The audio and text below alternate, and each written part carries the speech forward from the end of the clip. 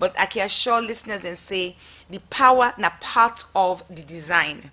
Not to foresee us until we can plug into EDSA. So power go be designed within, and it go be renewable power.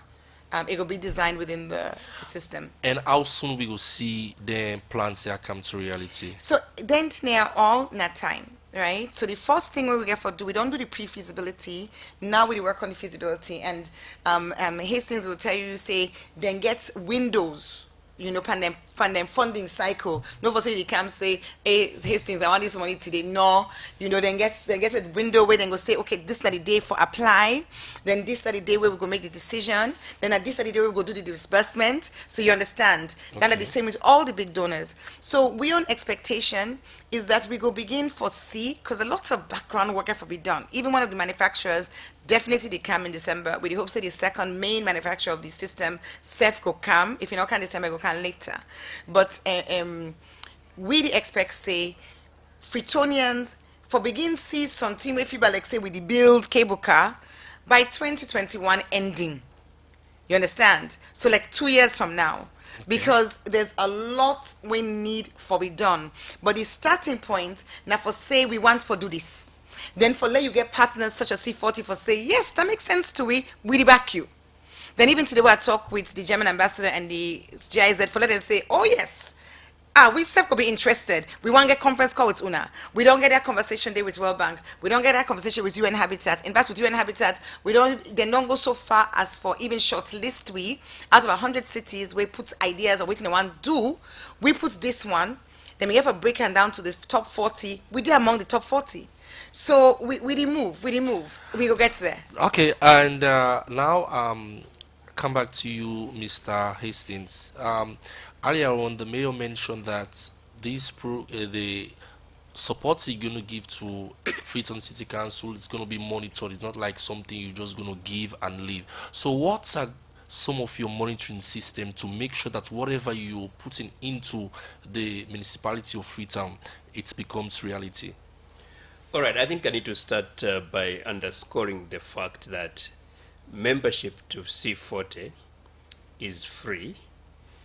We don't need money. We don't need people that just come and become members and pay membership fee and do nothing. So members, they pay through action. Okay. So our commitment as C40 is to make sure that cities, members, are taking action on climate change.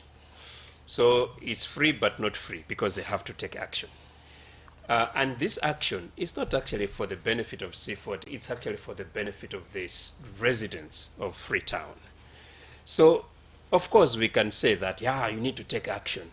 But you need to check, are they really taking action? So, we have what we call participation standards or requirements. These we have actually 9 of them that every C40 city needs to make sure that they satisfy. And we do score on these requirements. And most of them really are for the benefit of the city. I will just give an example. We expect C40 cities to make sure that they have a clear climate action plan that is also linked to the goals and objectives set at the ministry level. Clear, so they have direction. We want to make sure that they have data. So the actions that they take are not just a dream that the mayor dreamed last night and then comes.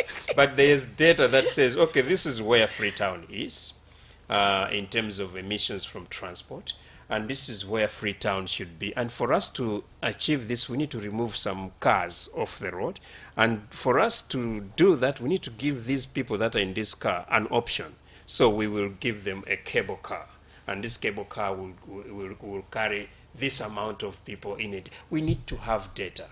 In C40, we always say, only in God we should trust. Everybody else should bring data and facts. So basically, that's the thinking. So every C40 city should have data, and we will support them to build this data. And the other requirement is to make sure that it's not a free ride. So we have thematic areas that we call them networks, where